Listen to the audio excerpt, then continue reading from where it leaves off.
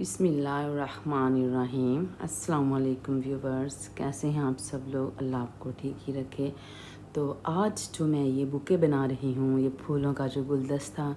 یہ ہے میری پیاری باجی جان کے لیے، باجی رفت کے لیے۔ ان کو ہم یہ گفٹ کر رہے ہیں ان کے چینل کے لیے، ان کا یہ چینل ہے۔ اور ویسے بھی خود بھی جو ہیں کچھ لوگوں کے لیے ہمارا دل کرتا ہے کہ ہم ان کو گفٹ کریں، یا کچھ ہم اچھا دیکھتے ہیں تو ہمارے ذہن اور دل میں ان کا جو ہے وہ خیال آ جاتا ہے۔ تو پھر میں نے سوچا کہ کیوں نہ یہ ہم باجی کے لیے، باجی کے چینل کے لیے جو ہے وہ گفٹ کریں۔ تو میرے ذہن میں ایک شعر آیا تھا جو میں پڑھوں گی۔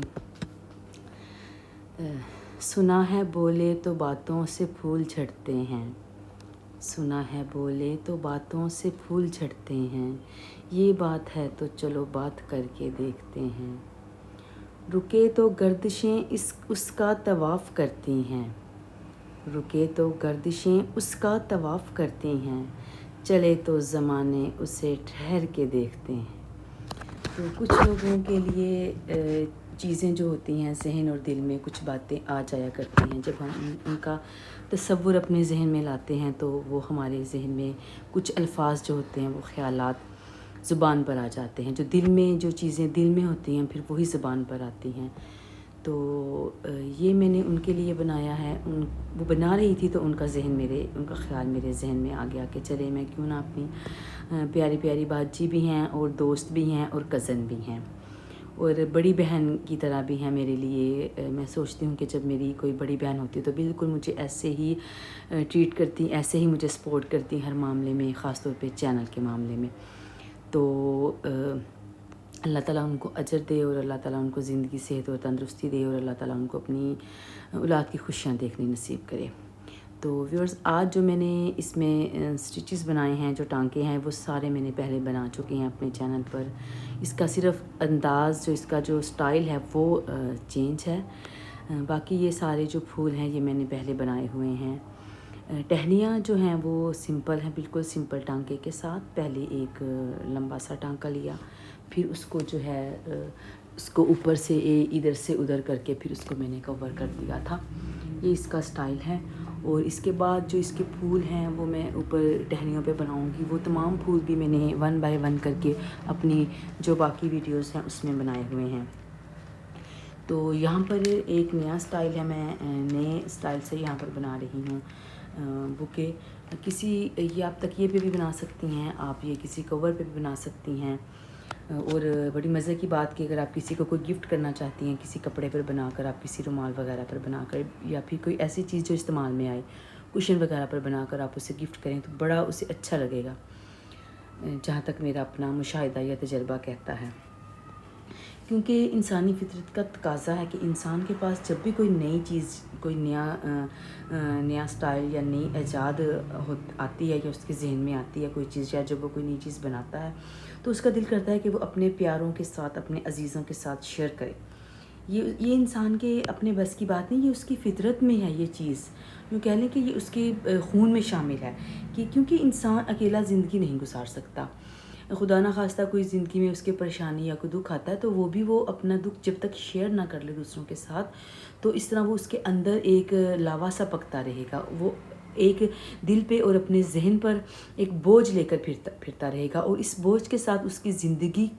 اسے بہت کٹھن مرحلوں پر لے جائے گی۔ اس کا مطلب زندگی گزارنا اس کے لیے مشکل ہو جائے گا جب تک وہ اپنے دل کا دکھ دوسروں کے ساتھ شیئر نہیں کرے گا۔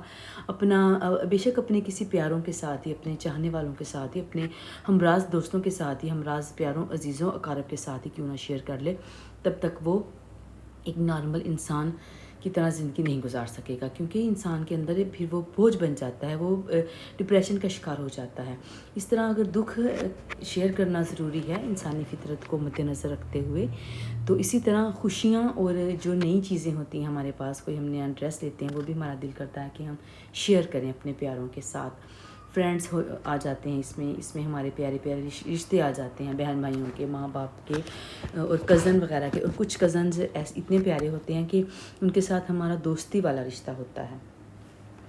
تو یہ چیزیں جو ہیں یہ ہمارے اندر پائی جاتی ہیں کہ کوئی بھی چیز ہمارے پاس آتی ہے، ہمیں اچھا لگتا ہے، اور جس کا چینل ہوتا ہے اس کے تو ویورز ہی اس کے فیملی ممبرس کی طرح ہوتے ہیں، میں ہوں یا کوئی بھی ہے، تو وہ پھر ہمیں سب کچھ شیئر کرنا اچھا لگتا ہے، کسی نہ کسی طریقے سے ہم بات جو ہے وہ اپنے چینل پہ ڈسکس کر ہی لیتے ہیں، تو اس طرح وہ ہماری بات جو ہے وہ سب تک پہنچ جاتی ہے۔ تو اس کے علاوہ یہ کہ کوئی بھی اچھی چیزیں ہوتی ہیں، ہم کوئی ڈریس وغیرہ خریدتے ہیں یا کچھ بھی کرتے ہیں، جب تک ہم اپنے بہن بھائیوں کو یا اپنے دوستوں کو، اپنے چاہنے والوں کو، اور خاص طور پہ اس میں ہمسائے بھی آ جاتے ہیں، ہمسایوں کے ساتھ شیئر نہ کر لیں، ان کو بتا نہ دیں، تو ہمیں صبر سکون ہی نہیں آتا۔ تو اس میں یہ نہیں ہے کہ ہم دکھاوا کرتے ہیں یا ہم کسی کو اللہ معاف کرے نیچا دکھانے کے لیے کرتے ہیں، ایسے یہ چیزیں ضروری ہی نہیں ہوتا، یہ اپنی اپنی سوچ کی بات ہوتی ہے۔ ہم ویسے بھی شیئر کرتے ہیں، ہم کسی بعض دفعہ ایسے ہوتے ہیں ہم بڑے پیار سے اپنی کوئی چیز شیئر کر رہے ہوتے ہیں، لیکن اب دوسرے سامنے والے کی فیلنگز کا یا سامنے والے کی جو نیت ہے یا اس کے جو اندر جو ٹوٹ پھوٹ ہو رہی ہے، وہ پھر ہمیں اس چیز کا آئیڈیا نہیں ہوتا۔ لیکن بی پازیٹیو، میرے خیال میں تو ہم خود اپنے لیے بھی پازیٹیو رہیں اور دوسروں کے لیے بھی پازیٹیو رہیں۔ اگر کوئی کسی کو کوئی چیز اللہ تعالیٰ کی یہ دین ہے، اللہ تعالیٰ کی عطا ہے، کسی کو کچھ ملتا ہے تو آپ اس کے لیے دل سے ہوں، اس کا مطلب دل سے شکر گزار ہوں کہ جیسے اگر وہی چیز آپ کے پاس ہوتی تو آپ کتنا شکر گزار ہوتے۔ تو اسی طرح اللہ تعالیٰ نے اسے وہ چیز دے دی ہے، تو اگر آپ کے نصیب میں ہو کہ آپ کو بھی مل جائے گی، لیکن اگر سامنے والا آپ کے ساتھ شیئر کر رہا ہے تو آپ اس کو ویلکم کریں، مطلب خوش آمدید کہیں، اس کا اچھے طریقے سے استقبال کریں اور اسے دعا دیں کہ اللہ تعالیٰ آپ کو یہ جو ہے یہ گفٹ ہے یا چیز ہے یا جو بھی آپ کو میسر آئی ہے، جو بھی ملی ہے آپ کو، تو یہ اللہ تعالیٰ آپ کو نصیب کرے، اس کا نصیب کرنا، اس کا استعمال کرنا آپ کے لیے اچھا ثابت ہو۔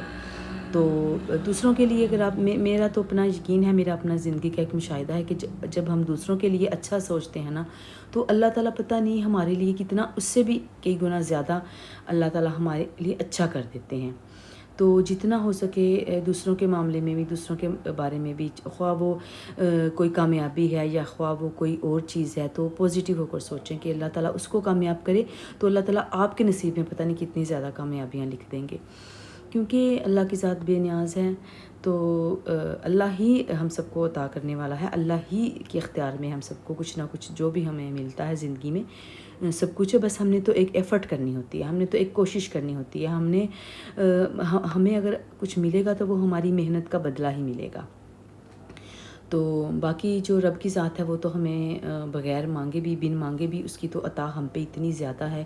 اتنی زیادہ اس رب کی ہم پہ کرم نوازیاں ہیں کہ اس نے ہمیں بنا مانگے ہی اتنا کچھ دے رکھا ہے، اتنی اس کی ہم پہ نوازشیں ہیں، عنایتیں ہیں ہماری زندگی پہ۔ ہم اپنے آپ پہ ذرا نظر کرم کر کے دیکھیں، اپنا ذرا تھوڑا سا محاسبہ کریں کہ ہم کیا کرتے ہیں۔ ہم تو اپنے رب کا شکر بھی ادا نہیں کرتے ٹھیک طریقے سے جتنا کہ ہمیں کرنا چاہیے۔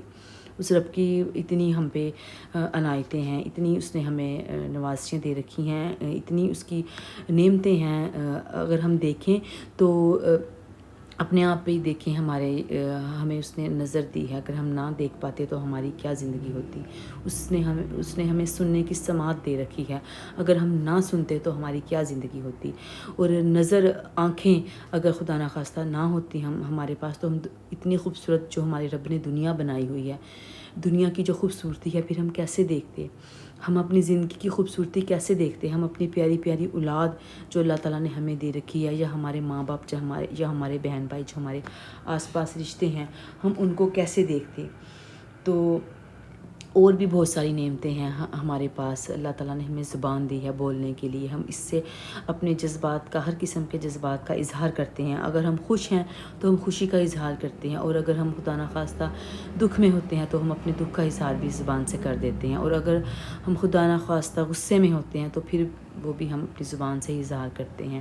تو ہمیں تھوڑی سی دیر کے لیے اگر کوئی چپ رہنے کو کہہ دے تو ہمیں کتنا مشکل لگ رہا ہوتا ہے۔